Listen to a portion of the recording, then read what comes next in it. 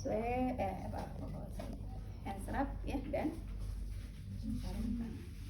sarung tangan biasa aja ya, karena untuk melindungi aja supaya nanti kalau ada darah keluar kan nggak langsung kena ya ke tubuh kita ya. Nah, sebelum kita ke pasien ya, kita harus validasi dulu data ya. Kita lihat di catatan keperawatannya ya, instruksi medisnya apa nih, instruksi dokternya ya untuk pengobatan pasien ya, pasien-pasiennya mana saja, namanya siapa, umurnya berapa ya, matriknya berapa, kemudian ya lebih lengkap kan identitas itu 3 ya, nama, umur, nomor matrik ya. Ya kalau mau ditambahin kamar berapa, bed berapa ya, harus tahu gitu ya. Paling tidak yang wajib ya, paling tidak 3 ini, dan yang wajibnya sekali 2 ya, karena nomor matrik itu kan pasien nggak tahu ya, nama sama usia ya, supaya tidak ketukar. Kita cek dulu ya, pasien mana saja yang harus diberikan injeksi ya, kemudian injeksinya obatnya apa ya, kita cek ya prinsip 5 benarnya ya, pasiennya siapa, obatnya apa ya, dosisnya berapa, kemudian waktu pemberiannya kapan, berapa kali dalam sehari ya, kemudian rute pemberiannya melalui apa ya, IM, IV, IC atau subkutan ya. Yang lainnya mangga dicek benar kadaluarsanya ya, dicek obat kadaluarsa atau tidak, benar informasi nanti yang kita sampaikan ya, dan lain-lainnya sampai banyak ya, prinsip benarnya bisa sampai 12 gitu ya. Nah setelah itu baru kita ke pasien ya, udah tahu nih pasiennya siapa aja, kita datangin pasiennya ya, kita kontak dulu, inform consent ya. Selamat pagi atau assalamualaikum Bapak ya, perkenalkan saya Suster Sri, hari ini dinas pagi ya. Melihat dari catatan keperawatan ya, instruksi dari dokternya, ada beberapa pasien yang harus diberikan obat ya melalui suntikan ya, melalui injeksi ya, salah satunya misalnya ya. Namun ya, saya harus pastikan dulu ya bahwa saya tidak salah orang, tidak salah pasien ya. Boleh Bapak sebutkan namanya siapa ya, kemudian umur, tanggal lahirnya ya, kemudian kita pastikan cek di gelang pasien. Oh iya betul gitu ya, dengan Bapak siapa ya. Kalau pasiennya masih bisa bicara ya, suruh dia menyebutkan gitu ya, jangan pakai pertanyaan tertutup ya. Apakah benar ini Bapak A? Ya gitu ya. Bapak usianya sekian tahun? Ya gitu ya. Takutnya salah ya menangkap pertanyaan kita. Ya, oke, itu baru kita jelaskan ya, berdasarkan instruksi dokter Bapak hari ini ya, karena Bapak ada infeksi ya, hari ini Bapak akan dijadwalkan untuk pemberian obat melalui suntikan langsung ya, melalui pembuluh darah nanti ya Pak, langsung ke pembuluh darah, antibiotik ya. Antibiotik ini adalah obat untuk kita jelasin ya ke pasiennya ya.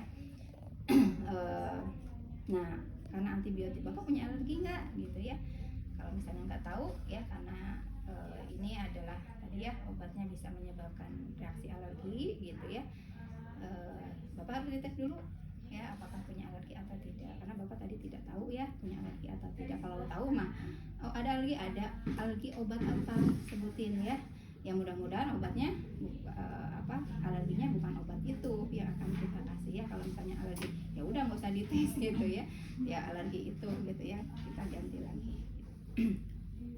Nah kalau misalnya nanti ditemukan Bapak alergi ya, nanti kita minta dokternya untuk mengganti obatnya gitu ya. Nah nanti lumayan ya Pak ya, agak sakit gitu ya, beres ya, nyuntiknya nanti di bagian lengan bawah Bapak ya, agak beres ya, Bapak tinggal ditahan aja ya, jangan ditarik ya, nanti tinggal tarik nafas gitu ya.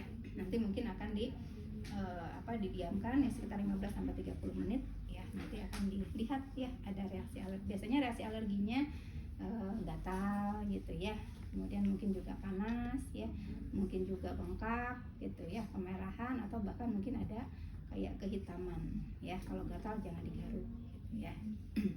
Oke, baik, gimana Pak ya, bersedia? Oke, bersedia. Kalau sudah bersedia, saya minta waktu dulu untuk menyiapkannya dulu gitu ya, baru kita balik lagi ke ruang persiapan alat ya. Ruang persiapannya kayak kemarin ya, kita oplos ya, siapin sampai yang kita siapin untuk skin testnya gitu ya. Nah kalau sudah siap kita bawa lagi ke pasien ya. Assalamualaikum Pak ya, gimana Pak, sudah siap saya suntik ya untuk ngetes ya Bapak alergi atau tidak. Apa Bapak mau duduk apa mau tidur ya, karena cuma di lengan ya, Bapak bisa sambil duduk juga ya, mau melihat boleh gitu ya, atau mau tiduran aja ya. Dimana kita bisa skin test ya, sebenarnya yang jelas mah di bawah kulit, yang ada kulitnya ya, jangan di bagian yang nggak ada kulitnya ya, misalnya luka bakar gitu ya, atau kulitnya nggak ada gitu ya, ya jangan di situ, boleh di mana saja ya. Biasanya yang sering itu di lengan bawah, di bagian punggung ya. Kenapa di sini banyaknya? Lebih mudah aja gitu ya, lebih mudah, kita nggak harus buka pakaian pasien terlalu banyak gitu ya, cuma sing-singkan aja gitu ya. Kalau nggak pakai tangan panjang kan enak, tinggal langsung ya bisa kelihatan. Kemudian kenapa di lengan bawah bagian dalam? Karena kulitnya ini lebih cerah ya, lebih putih lah. Jadi kalau ada reaksi yang kalau merah mah mungkin di yang hitam juga kelihatan ya. Kalau yang hitam ya mungkin nggak terlalu samar, nggak terlalu kelihatan gitu ya. Jadi biar lebih kelihatan reaksinya, karena nanti kan dihitung ya positif tidaknya itu, nanti disesuaikan aja dengan kebiasaan di lapangan ya. Kalau menurut teori itu tidak boleh lebih dari sama dengan 3 mm ya. Jadi kalau kemerahannya itu diameternya 3 lebih, nah itu baru dikatakan positif. Kalau cuma titik aja sedikit ya, kurang dari 3 mili, itu dikatakan negatif gitu. Ya. Tadi kenapa diajarkan ya, supaya reaksinya tidak hebat gitu ya. Kalaupun ada alergi kan cuma lokal aja di daerah situ gitu ya, dan nggak terlalu ini ya. Kenapa ada reaksi? Karena begitu masuk tadi ya, tubuh akan mengeluarkan antibodi, makanya ada reaksi tadi ya, kemerahan dan lain-lain. Ya. Nah, sudah kita posisikan ya, tangannya diginikan ya, ditelentangkan ya. Posisi apa ini? Supinasi ya, telentang. Nah, ini pronasi ya. Ini supinasi, kan sudah belajar mobilisasi. Daerah sini. Nanti kita lihat-lihat nih di daerah lengannya ya. Kan suka ada kebiruan ya. Nah, kalau ada biru-biru ya berarti itu ada pembuluh darah. Cari daerah yang tidak ada pembuluh darahnya. Nggak usah harus yang luas-luas banget ya. Yang penting mah ya tempat menusukkan aja ya, sekitar diameternya ya sekitar berapa itu ya? Ya 5 mm-an lah ya. Segitu ya cukup. Ya daerahnya nggak harus cari yang bener-bener nggak ada yang biru gitu ya. Nggak usah. Ya. Kemudian kita siapin ya, kita cuci tangan dulu ya, kemudian kita pasang handscoon.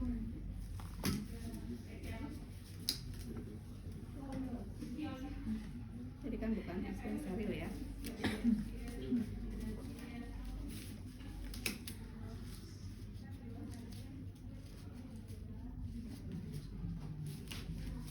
Kemudian kita pasang alasnya ya, boleh ke depan biar kelihatan.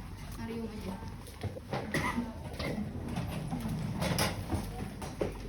Ke sini.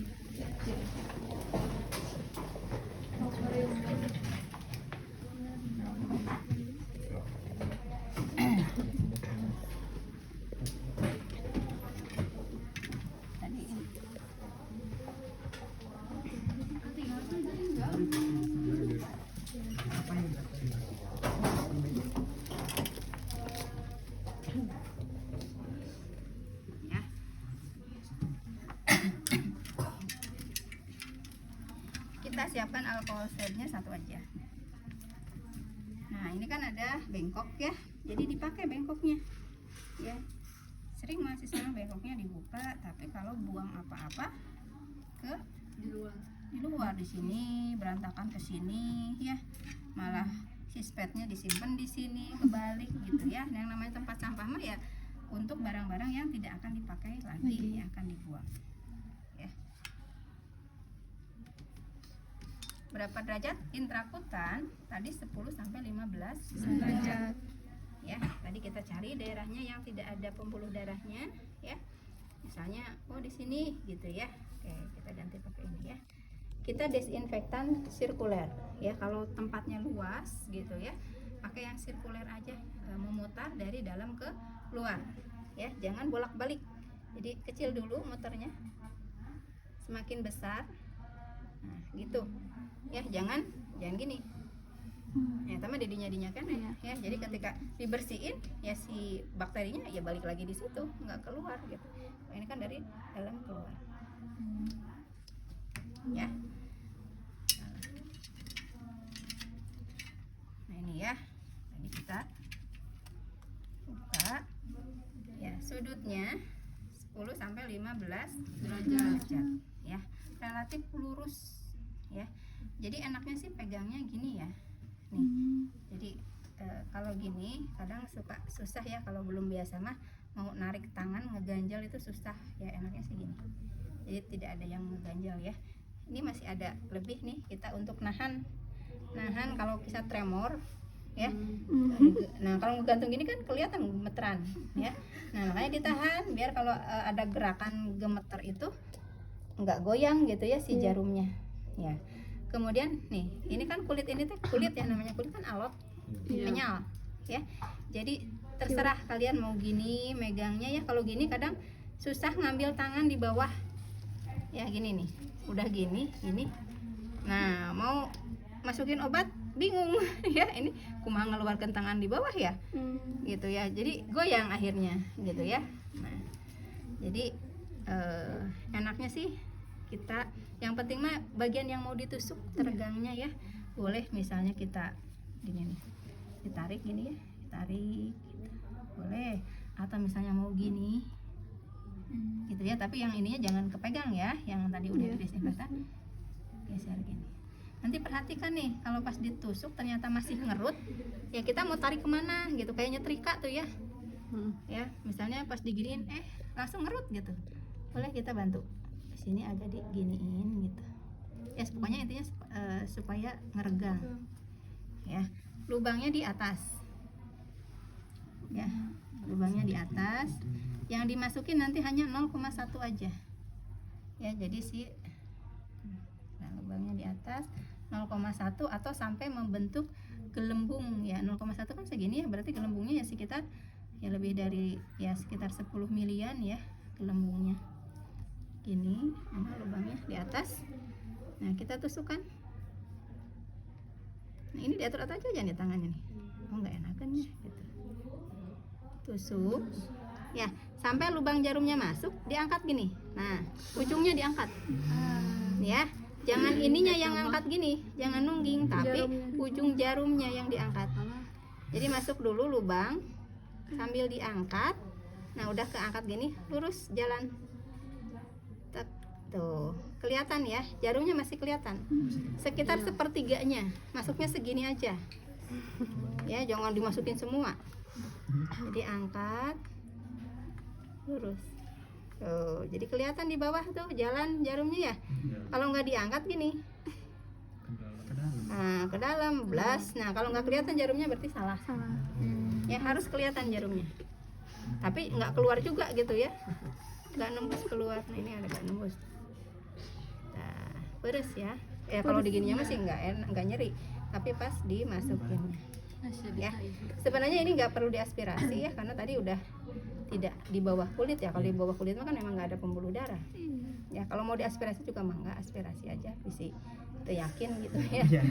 Ya, tinggal masukin obatnya sampai sekitar 0,1 ya, berarti sampai 0,9 tuh masuk gitu. Ini bocor. Nah, kayak ngegelembung, kita dulu ya, agak keras. Nah, nanti ngegelembung gitu, tapi nggak di luar ya, posisinya di dalam. Nah, gelembungnya segitu. Habis itu sudah tarik lurus. Jangan didesinfektan, nanti ini keserap lagi. Ya, nah gelembungnya segede gini lah. Tapi ini posisinya harusnya di dalam. Ya, ini mah keluar, udah bocor. Ya. Terus, kemudian kita lingkarin ya, bawa pensil. Bolpen. Kita lingkarin sekitar diameternya 2,5 cm ya, lingkarin. kemudian ditulis ya tanggal dan jam Jamnya. penyuntikan, kemudian tulis nama obatnya apa. Ya biasanya disingkat panjang amoxicillin, AMX misalnya. Yang penting mah kita ngerti ya. Iya. Kenapa harus ditulis nama obatnya? Takutnya pasien dites 2 obat. Ya misalnya di sini dipasang, di sini dipasang. Kita nggak tahu mana yang amoxicillin ya, Iya. gitu ya. Mana yang alergi, mana yang enggak gitu ya. Mending kalau dua-duanya sama hasilnya alergi, ya udah dua-duanya. Atau dua-duanya tidak alergi. Kalau salah satu yang ini misalnya alergi, bingung obatnya yang mana gitu ya. Dah? Oke. Nah, cara yang kedua, oke, misalnya tidak alergi. Ya, kita harus suntikan. Ya, nanti lihat aja di gambar ya venanya. Ya, intravena misalnya. Kan kita sudah baca ya di etiket obatnya, obat itu diberikannya melalui apa gitu ya. Misalnya intravena. Maka vena seluruh tubuh boleh. Mau di kepala, mau di kaki, mau dimanapun. Ya, kalau memang susah ya, nggak bisa di sini gitu ya. Memang sih enaknya di daerah tangan ya. Lebih mudah ya, lebih kepantau, nggak harus buka-buka banyak gitu ya. Dan nyaman ya, nggak mengganggu. Kalau di kaki kan dipasang suntik masih cuma sebentar ya. Kalau infus kan nggak bisa jalan gitu ya, nggak ada infusannya. Kalau cuma suntik aja sih nggak apa-apa ya, nanti juga dicabut lagi. Yang mana lihat ada vena apa cephalika, basilika ya, nanti baca lagi. Intinya kalau vena itu kelihatan. Nah, kelihatan ya, karena dia di permukaan ya yang kelihatan. Kalau arteri nggak kelihatan di dalam, tapi bisa dirasakan kalau arteri. Kalau vena tidak bisa dirasakannya cuma empuk aja. Kalau gelembung ya baru kerasa empuk gitu ya, ada sesuatu, ada cairan di dalamnya ya. Tapi kalau venanya cuma gelembung aja kan digini-gini ya, tinggal dipijit-pijit aja, agak empuk gitu ya, tapi tidak berdenyut. Kalau nadima nggak kelihatan, tapi pas diraba berdenyut gitu ya. Jadi boleh di mana aja. Kalau bayi kan biasanya di atas gitu ya. Udah ya. Nah misalnya kita mau ke vena ya, venanya yang mana? Karena ini mah venanya nggak jelas. Untuk cari vena sebaiknya kalau pasiennya sering disuntik ya, suntik langsung ya, misal sehari 3 kali, cari dulu yang perifер, yang di ujung-ujung dulu ya. Biasanya dari tangan dulu, nanti maju ke atas gitu ya. Nanti pulih, nanti hari keberapa balik lagi gitu ya. Jadi kalau gagal tuh bisa ke atas gitu ya. Kalau dari atas gagal ya nggak bisa ke bawah ya, kecuali kalau jalur penanya beda ya. Kalau penanya masih yang itu ke bawah, selesai, ini udah bocor di sini gitu ya. Jadi harus cari jalur yang berbeda gitu ya. Kita ambil yang bawah aja ya. Nah kalau pena ya, ini ceritanya masih ya baru ya. Ini tourniquet ya, lihat ya, yang jadi patokan ini nih penguncinya yang kayak di helm tuh ya. Jangan yang ini, sering mahasiswa gini weh, atok-atokannya tuh masuk gitu ya. Jadi ininya ini, nah cari lubangnya ini ya. Jadi nempelinnya itu 3 jari dari tempat kita nyuntik. Kita mau nyuntik gimana? Oh udah dilihat-lihat nih, pilih penanya ya. Oh di sini nih kayaknya ya, berarti sekitar 3 jari dari situ baru dipasang tourniquet. Jangan lu dipasang ya, nanti udah keburu di gini kan pasien baal ya, pucet tangannya ya, karena kejepit pembuluh darahnya. Kalau enggak juga bisa pakai tangan kita gini ya, ada tangan kita mah nggak bisa ya, temen atau siapa. Pasiennya boleh ngepal juga ya, kalau di daerah sini ya. Kalau daerah sini masih nggak terlalu ngaruh ya. Kalau di atas, yang di bawah boleh pasien pak ngepal pak gitu ya, bikin.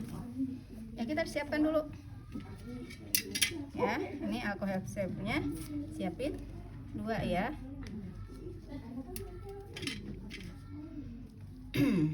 Ya kita boleh tadi deketin ya. Udah siap ya, kita baru pasang tourniquetnya.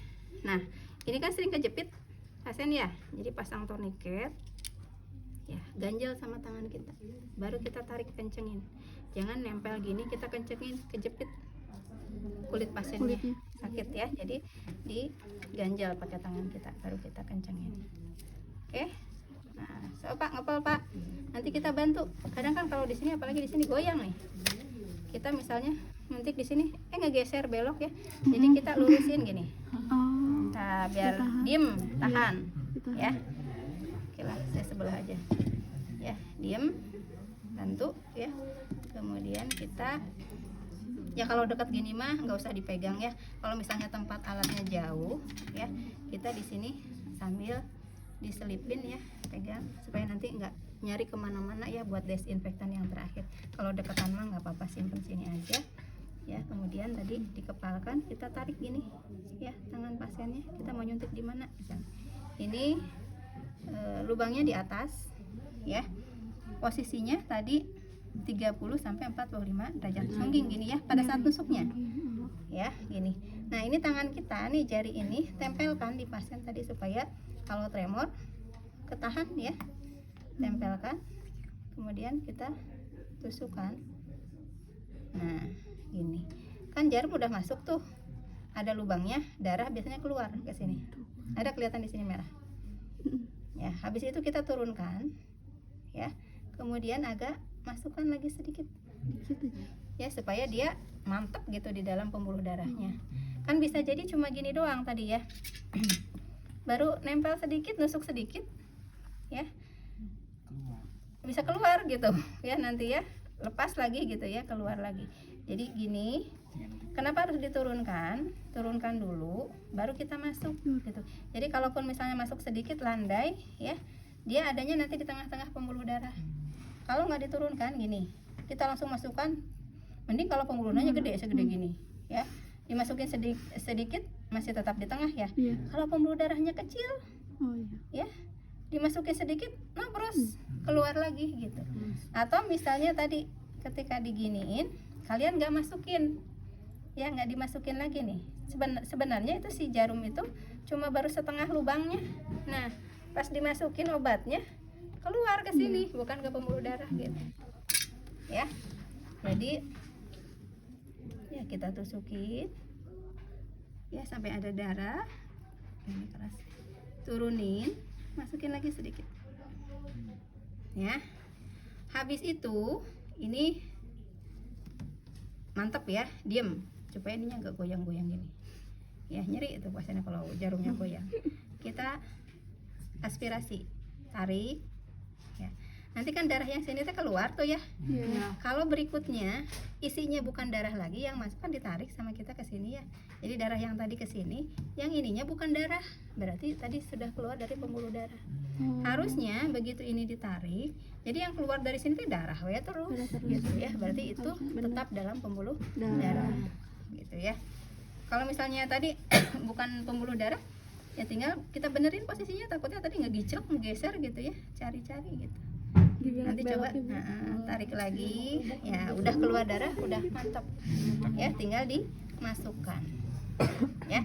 Nah pada saat dimasukkan jangan lupa dibuka dulu, udah asal lepas aja, baru kita masukkan obatnya ya, pelan-pelan ini ya.